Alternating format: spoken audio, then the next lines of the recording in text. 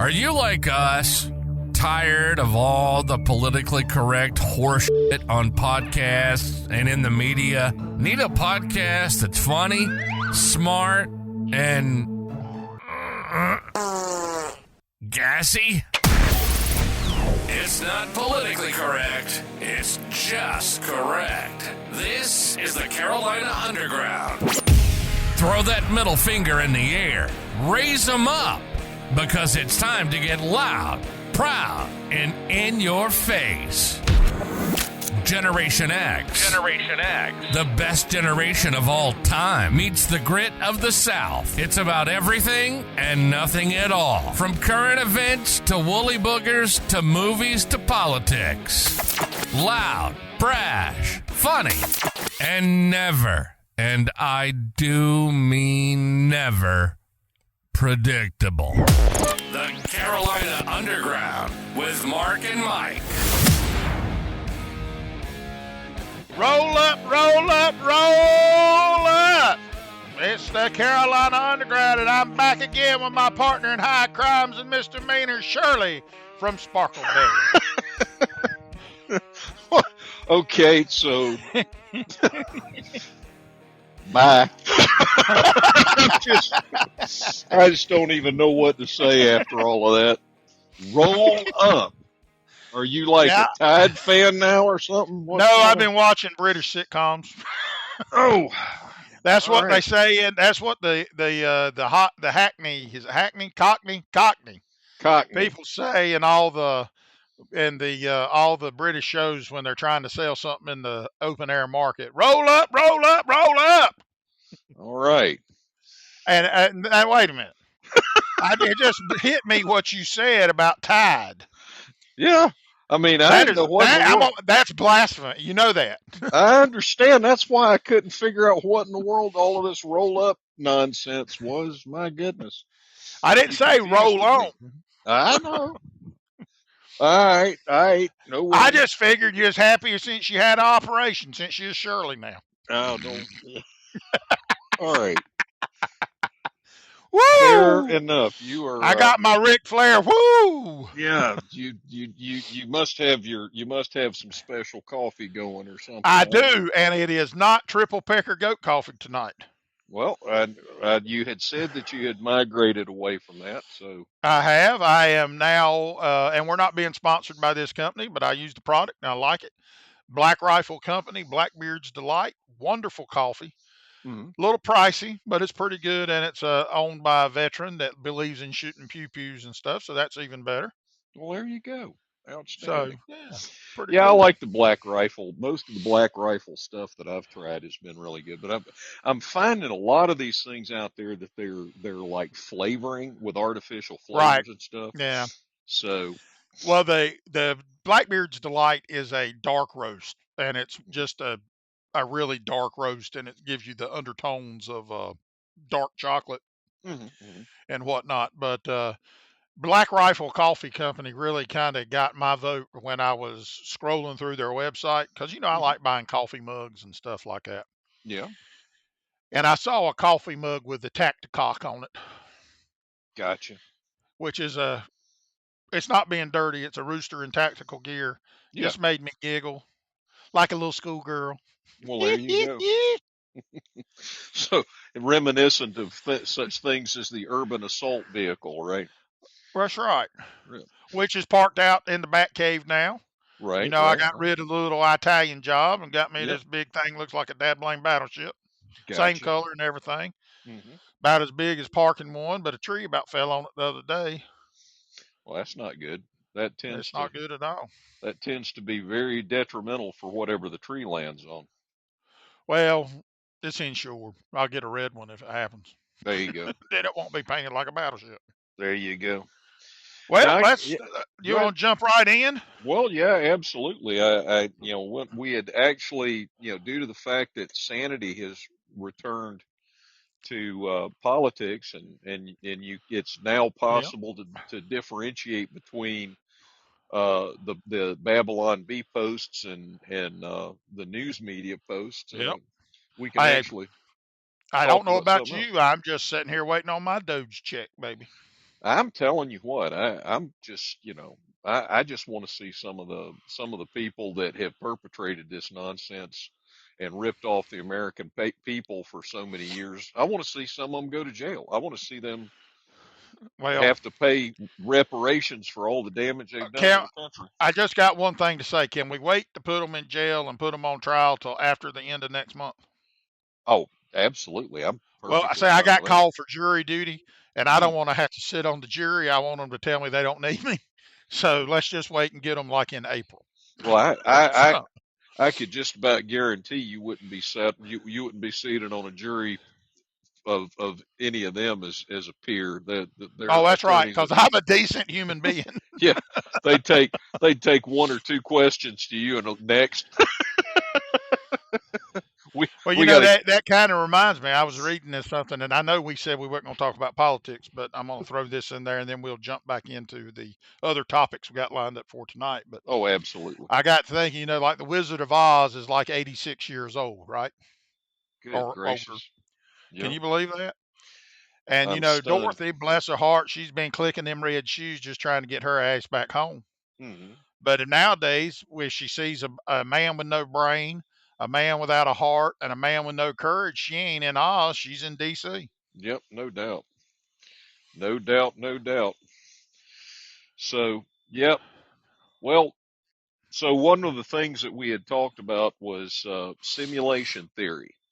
Yep, And you're going to have to give me just a second. I've got an alarm going off somewhere, and I don't know if you can hear it, but it's driving I me can hear nuts. it. Give me a moment All to right. deal with that. So, yeah, simulation theory is a term that was coined by Philip K. Dick, who wrote, Unfortunate name. yep, who wrote, well, you'll know some of the movies. So he wrote stories that were adapted to create the Adjustment Bureau, Uh Minority huh. Report, Blade Runner, Oh, okay. Scanner Darkly, and Total Is, Recall. is that So, the one with Arnold Schwarzenegger? which one? Total Recall. Isn't that the Yeah, one where he well, was like yeah, on Mars or something like that? yeah. They've got there were two Total Recalls done. The Oh, original, I and didn't know that. yeah, no, yeah, there was one with Arnold Schwarzenegger, of course, and then a more recent one with Kate Beckinsale and Colin Farrell, I believe. Oh, okay. Yeah, and I so like Colin Farrell. He's the one that played Alexander the Great, wasn't he? I think so. I think so. Yeah, he's in quite a few things. He's been in a few action thrillers and stuff like Uh huh. that. But regardless, so simulation theory was a term that he coined, and it all has to do with the whole concept of the multiverse and parallel dimensions and all of that stuff. Now, you know, and it's not really a new. Simulation theory is what is the phrase that was coined, and that's a new phrase. But Uh huh. really, if you look back to this is not new theory because Plato's allegory of the cave, where everybody is trying to make sense out of the world around them. I mean, they're Hmm. all about, uh, sensory, what we actually perceive and how To be close is reality. that? Yeah, how close is that to actual reality?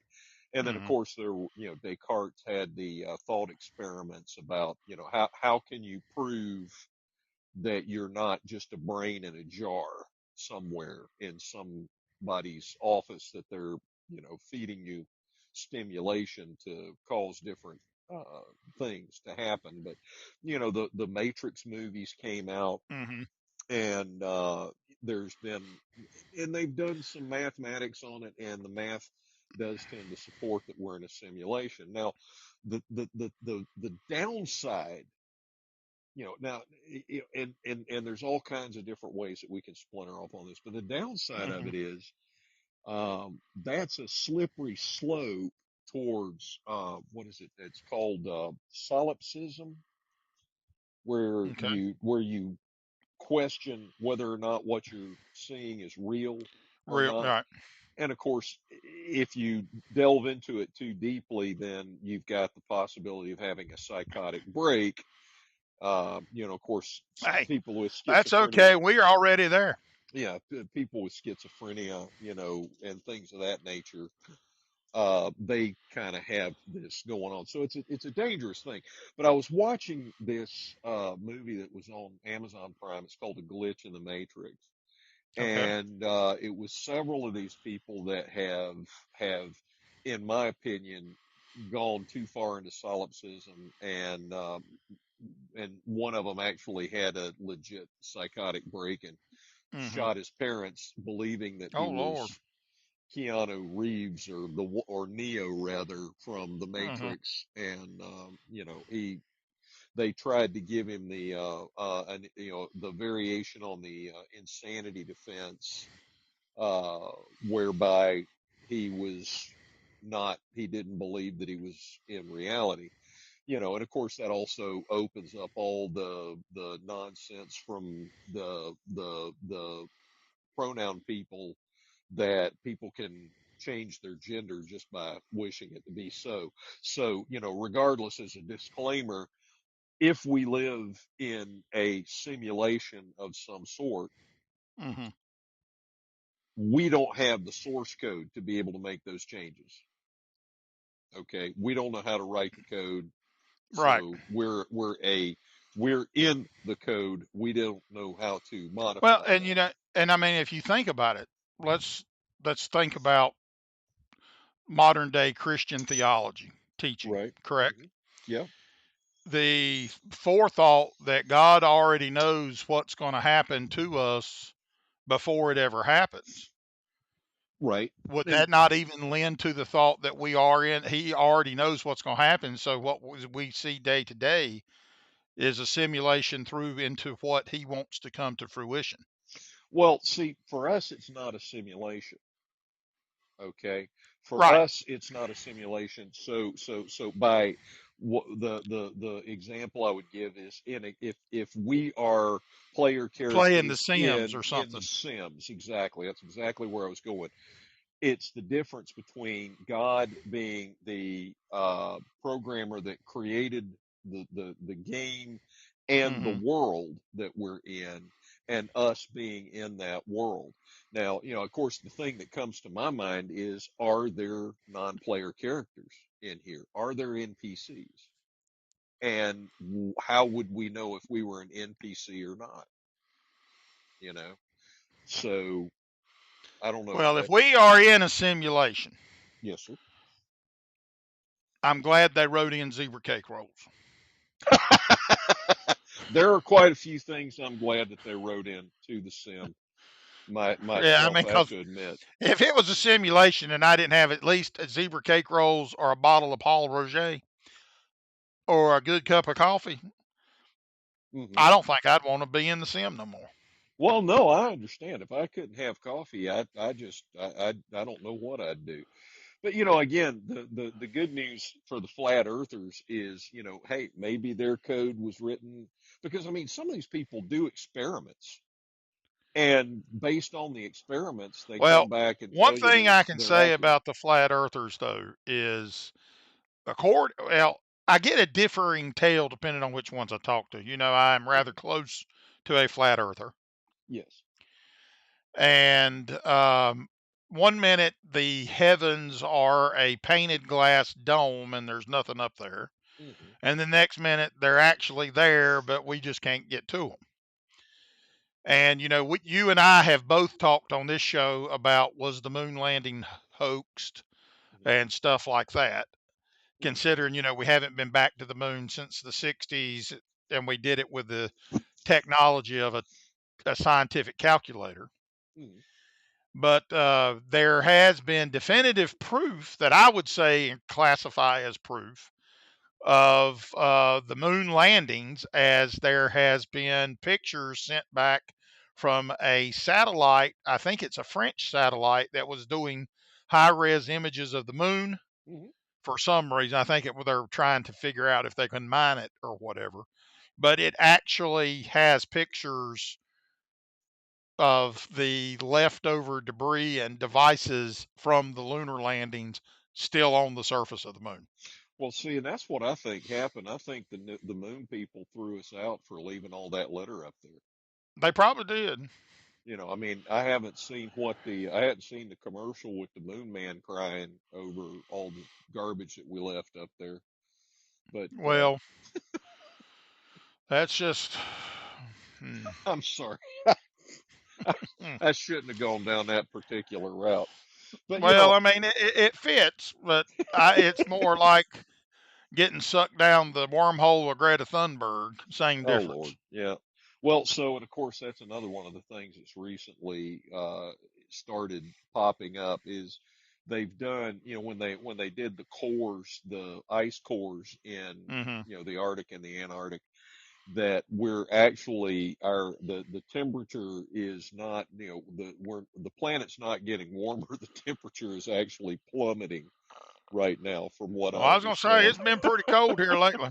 Yeah, well, Puxatawny, I thought he was a lion rodent, but it turns out that Well, he I was don't telling the buy truth. into that rodent up there in Pennsylvania because he's north. I Well, prefer that armadillo down in Texas. I don't know about the armadillo in Texas. Well, evidently there's some armadillo they got in Texas that they say can predict the winter better than that thing up yonder in the Yankee territory. Well, an armadillo ought to be able to predict something. They And sure seem they to have ain't it trouble when predicting traffic patterns. well when you look at them, they really ain't that ugly. They kind of cute. Oh no, I agree. And their little hands look like human hands. They're Yeah. really kind of scary. What Oh I my. find scary is the people walking around that claim to be humans that ain't got no brains. Well, no, those may be NPCs. Think about it. Well, that could be. Yeah. But So I played the game, that Red Dead game. redemption. Yeah. Yeah, the second one, not the first one. I didn't play the first one. I played the second one. All right. I just went around killing the NPCs. Well, all right. Well, what I like to do is you get into a town and Mhm, you scout it out and you find somewhere where you can hole up and they can't get behind you, mhm, and you mhm. kill like the sheriff of the town, and then you just sit and wait for the posses to keep riding through, and you just pick them off as they come. I love it. All right. I Well, pretend it's people I know. so and that and back to solipsism and psychotic breaks. But I mean, I could again, recognize a psychotic break. I have studied them. yep, yep, yep. But I mean, you understand the dangers of that sort of thing. But again, and this is the stuff. As I started thinking about all of this stuff, some of the things that I have read before, we know that the Uh brain huh. operates on 7 watts of total power. And so your brain takes just a fraction of the sensory input. We've talked many times about the limitations, the extreme limitations on our human perceptions of just a very Hmm. small fraction of the wavelengths of light and sound that we're able to recognize and process as a human being, just because of the equipment that we've got. Right. And so your brain takes this tiny little fraction of information and then generates everything that you perceive based on that fraction of information. Right. So Well, and there are multiple studies to when, well, and you can see it like on some posts on Facebook and stuff to where they'll post the image, mhm, and the image has something in it that's incomplete, but when everybody sees it, they see a complete image because our right, brain is wired to to fill it up. Yeah, complete it, and yeah, to fill it up and make yeah, sure that the pattern is complete. right. But and I think a lot of times I have been noticing too, though, in talking with like people day to day about when they are explaining something to me Mhm, or trying to get me to understand something, mhm, they will try and explain something that didn't happen, but they thought happened mhm. because it was the logical step of what they had input into them. Right. Does that make sense? No, yeah, absolutely. So yeah, all that has to do with the communications theory about all communication is flawed because we filter everything through our own perceptions Right, and experience, and so we color everything that we hear anyway. Yeah. right. And that's one reason why I think, like in investigations and things, I think a lot of like first responders, police and detectives and stuff, I think they agree or would agree that eyewitness testimony is highly flawed Oh yeah. because you're in a stressful situation Hmm. and the brain is not wired to process everything under such stress. No, absolutely, and that puts me in mind, and I may have talked to you about this. One of the things. This was a video clip I saw not too terribly long ago that was describing there was a professor, he was teaching class, and Mhm. two armed gunmen burst in and start screaming and yelling and waving their guns around. He Mhm. screams an obscenity and runs out of the room, and they make a bunch of noise and they run out of the room, follow him. And then he comes back into the room about 10 minutes later and says, okay, that was all staged. Now I want everybody to take out a piece of paper and write everything down the way that you saw it. And of course, they were wildly Oh yeah. across the board. Mhm. There Well, was, it's just like with like when Columbine happened. yeah, You know, we know retrospectively that it was two shooters, two right. students, Hmm. and of course it. Let me stop myself there because Columbine was not a school shooting; it was a failed bombing. The shooting was a spur of the moment thing because the bombs didn't go off. Hmm. But you know, initially we had six gunmen because you had two gunmen in trench coats, and you had one in a trench coat and one in a t-shirt, and you had two in a t-shirt, Hmm. and they kept doing it because just the simple thing of the two perpetrators taking off a piece of clothing or changing the perceptive of somebody else, Right. that what somebody else is seeing, and when it didn't match somebody else's, okay, now instead of two you got four, now instead of four you got six. It just grows exponentially to Oh, yeah. where they were seeing them on the roof and everywhere else. Oh, yeah. Jumping at shadows. Now, and again, Hmm. a lot of this has to do with just the The steps, limitations and the frailty of the limitations. brain. Absolutely. I mean, you're trying to operate, think about it. A dim light in your house is a 60-watt bulb, and your Hmm. brain is operating on 7 watts of energy. So it's an incredibly efficient Well, you know, it machine. kind of explains a lot of things because, you know, I know a lot of people, they don't get that light bulb when they get an idea, they may get a match. Yep, exactly, exactly. Well, but again, there's so much that you can tie into the whole theory of the matrix theory or the simulation theory or whatever you want to Hmm. call it. So I mean, again, think you know about the Mandela effect, right?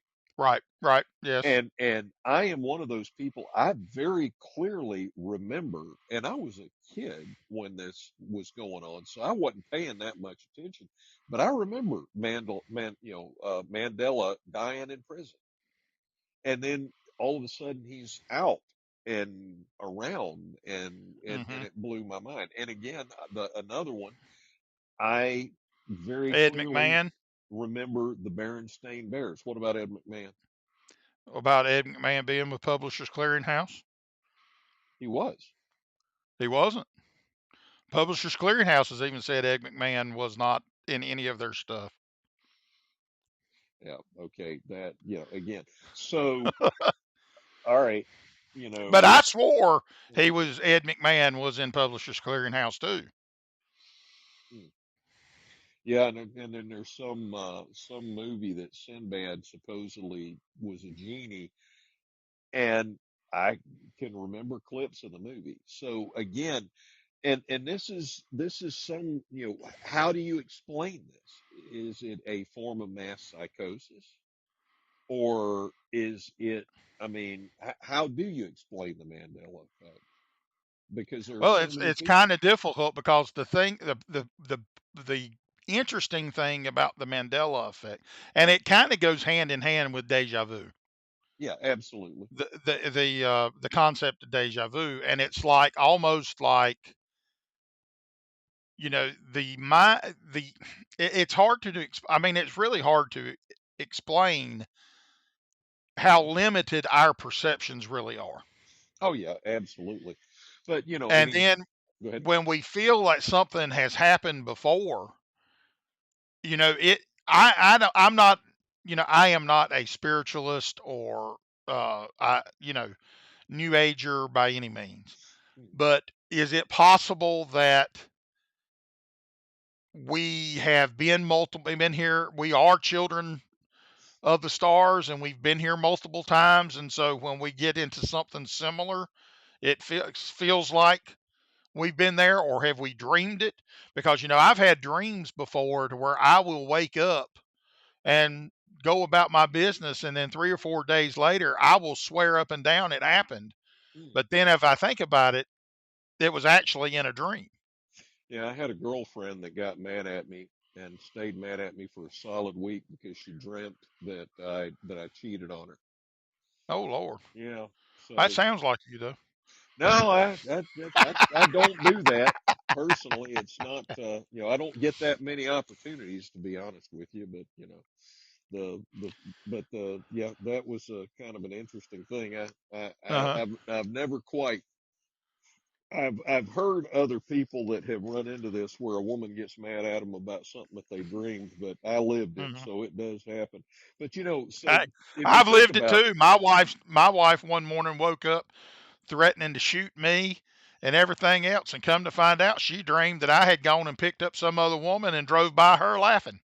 well, yeah, that's the same kind of situation I was talking about. But Now, but if you think about it, so like the Mayan calendars and all of that stuff, and the hmm Mayans and several of the indigenous American mythologies indicate or indigenous peoples' mythologies indicate that uh-huh. there is a cyclical nature to the universe. And of course, according to the Mayans, there were four different ages, right? And we right toward the end of the last one, right? Or is it Well, the third the one? last one was supposed to have ended in 2012, according to the Mayan calendar. Oh, okay. Okay. But I mean, again, think about it. What if that's a software revision, software update? Well, or we bit just rebooted. Yeah, exactly. It's time, And I hear server that maintenance. Windows boot sound come Yep. on. So there's it's really, I mean, it's fascinating stuff to spend time thinking about. But Well, it's fascinating, but it's also kind of scary oh yeah, yeah, yeah. to think that you go through life day to day with these toils and troubles, and it's not really real, that somebody else is just doing it to see how you react and see what you do. Well, but Kind of like ants in an ant farm. yeah, but again, does it really matter?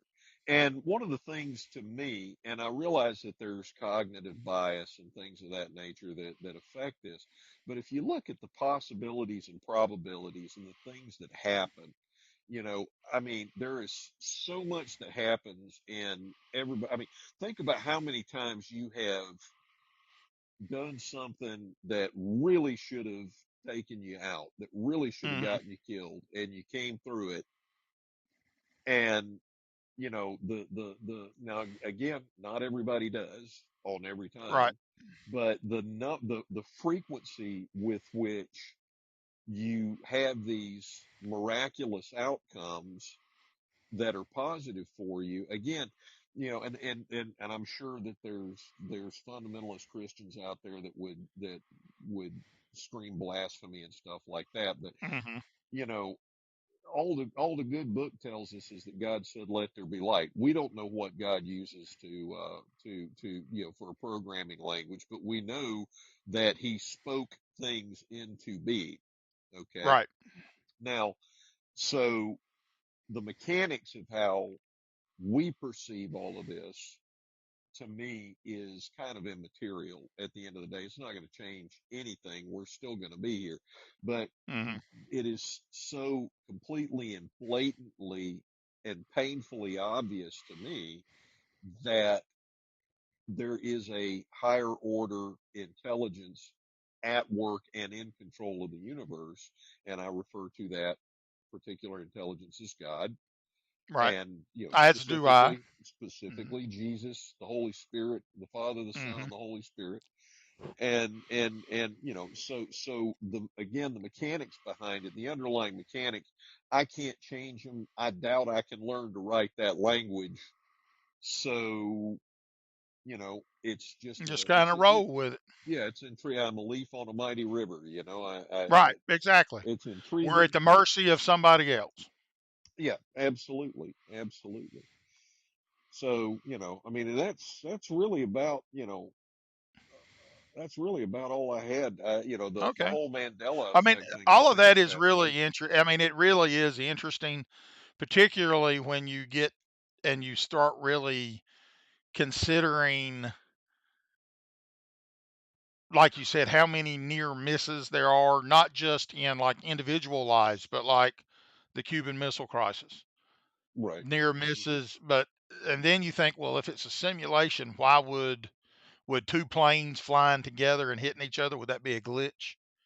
Right. Or it's just one of those, where you think about this stuff and then you start looking at it and it's like, and it's kind of like you can understand why people would have a psychotic break, because you're sitting there thinking about it, and it's like sitting here looking at like what's in front of me now. You Hmm. get to thinking, it's like, okay, well, is this real? Right. I'm touching it, but is this me touching it actually real? And again, I think that there's a tendency within humanity to we have a tendency to question all of this stuff Right. anyway.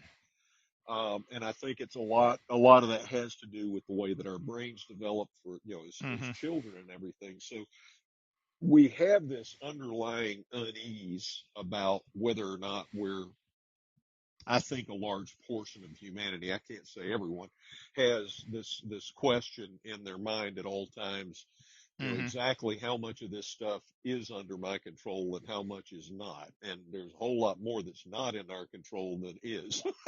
Right. Most definitely. Yeah. But at the end of the day, does it really matter? No.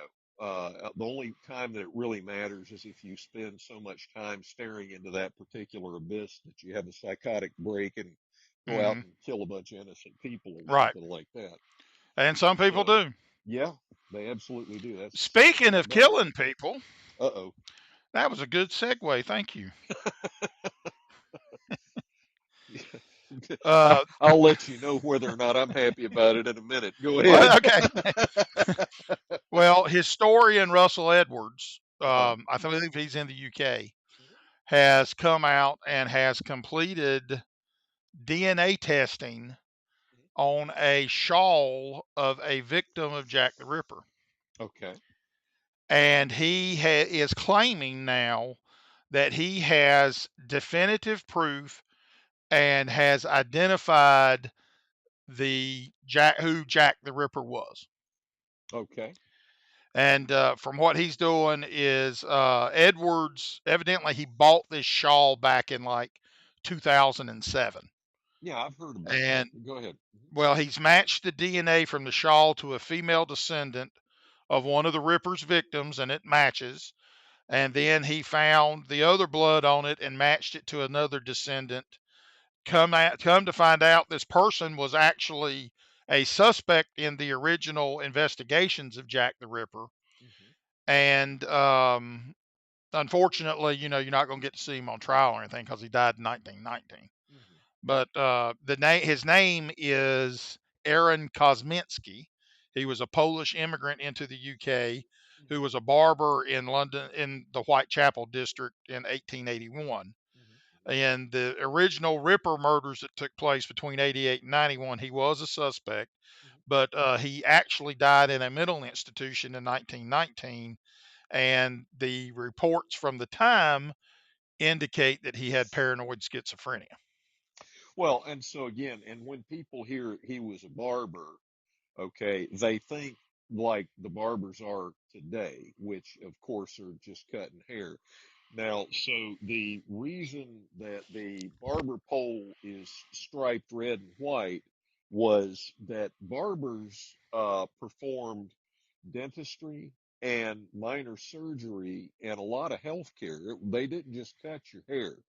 They, Right. you know, now again, this was during the ages of bloodletting and Right. whatnot. And the reason that they adopted that white and red stripe was that, you know, they were always washing their sheets. The sheets were always blood stained, It and wasn't they'd get. cause they was selling peppermint candy canes. That's right. And so you'd have the sometimes if the wind blew and wrapped uh, the sheets and the blood stained sheets around the Hmm. pole, you'd get that red and white alternating Hmm. stripe, which is And where that so came from. it actually fits. Yeah. I mean, it could, you know, So yeah. and plus now that we have DNA evidence, Right. you know, and but it's really kind of amazing and to read, and I have just gone over the highlights, but to Mhm. read the in-depthness that Mr. Edwards has gone through, his meticulous process of making sure stuff as uncontaminated as possible. Mhm. The people that he was getting DNA from did not know it had anything to do with Jack the Ripper. So Mhm. it's not like you just had nutcases presenting themselves saying, "Hey, you know what I'm," you know, it was all done to a strict standard. So there was as little possible room for error as possible. Well, you know, and that's And wonderful. come to and thinking about it on as you were talking, you watched that movie on Amazon Mhm. Prime. There's another movie on there too, to where it's from the BBC. They were actually bringing modern investigative into the Ripper case, narrowing down where he would possibly be from. And Kaminsky, although was not mentioned in this, he was one of the ones that was focused on in this as well. Well, and I wonder why did they release him as a suspect? That's the immediate thought that comes to my mind. Is Well, you know, I don't think it wasn't that they ever had him. It's just they never had anybody. well, that's true. But Well, he was not he was a person of interest that they person thought. Of of course, you interest. know, they had thought at one time it was somebody that was related to the Queen, Yeah, yeah. Well, and it's still astounding that he was able to do the things he was able to do and not be disturbed. right. I mean, that's just astounding. And the timeline fits because when the Ripper killing stopped, Mhm. he had been committed to this mental institution. Well, there you go. Well, and that's really mental illness is, I would say, one of the. I don't know if it's the number one issue that we face as a species, but it's definitely up there. You know. Well, but now after our discussions today, though, are they really mentally ill, or do they just not fit into the simulation? Well, you know, and that's a good question. One of the things that I also recently came across is apparently when they do split brain operations on epileptics, um, you know, they can determine somehow, and I don't know how they do this, that, you know, one hemisphere of the brain can have a disagreement with the other hemisphere of the brain. Hmm. Okay. Now, under normal circumstances, you can't tell because your brain is going to sort it out and it's got the connecting piece. But when they sever that connecting piece for people with severe epilepsy, apparently they can Hmm. determine it. And think about it. How much of, I mean, if the two sides of your brain are arguing about something, you know, how often does that happen? And I would say a lot. I would say probably quite a bit. Yeah. Well, and I mean, not really. You know, you know, I don't want to harken back to politics and stuff like that, but the whole thing to where when you're looking at something and you want to be as nice as you can, but you're being told to buy into something that's not true. Oh, yeah. I mean, it's like you're torn. It's like even nowadays, like dealing with family issues to where you like have a family member that's staying with another. Mhm. You know, you're torn between that because you can see where this one family member is coming from, but then the circumstances of the reason of why they're there Mhm. makes the picture ever so more gray and shades of gray and murky because of Alzheimer's and dementia and mental issues that are Mhm. clouding their judgment and their decisions. Right. And then the other ones, the emotions are running high, so it's just a powder keg waiting to explode. Well, and that's kind of the human condition, isn't it? When you sit down and think about it, it's like Yeah, but everybody's got their opinion, and they everybody do, thinks they're right. Everybody thinks they're the good guy, right? you know. And Well, I'm a powder keg about ready to explode, but I think my powder got wet. all right, I don't have any idea what to do with that. I just, Well, it's just there at this point in my life, there has been so much that has gone on, hmm and so much that has transpired, and hmm so many people in and out and around that are friends that do this and do that, but yet then when you do it and whatever, or you can't do what they want to do, disappear. hmm It's like fuck it. yeah, no, I'm with you. I'm with you. It's like my cousin, bless her heart, she is going through a tough time. I think yesterday was the 7 month anniversary of the day her husband killed himself. Mm. So we look at this and we get so wrapped up in our day to day functioning. Well, did we pay this bill? Am I going to have Chinese for supper? Am Right. I going to have this cup of coffee or a bottle of Paul Roger? See, I'm beyond glasses now. I do it by the bottle. There you go. hmm And so, it gets to the point to where we get so focused on the details of our day to day life. It's kind of like how the people are so focused on the leaves in the ground, they can't see the forest for the trees. Sure. Absolutely. And we all get, and if sometimes life gets so chaotic, it feels like that you hmm just have to step back and take a deep breath and say, you know what? hmm Maybe this is a simulation, and maybe on the next time when I come around, maybe I'll be the the one that with muscles like Arnold Schwarzenegger. Of course, I look better than Arnold Schwarzenegger anyway. Well, again, it's easy to dive into some of this stuff so deeply. It's like some of the theological arguments. How many Hmm. angels can dance on the head of a pin? And Right. and and there's a point where you go from the ridiculous to the sublime. I mean, it's just, or from the sublime to the ridiculous. I don't know which direction, but regardless, Well, it's a two-way street, and right. it's a quick trip one way or the other.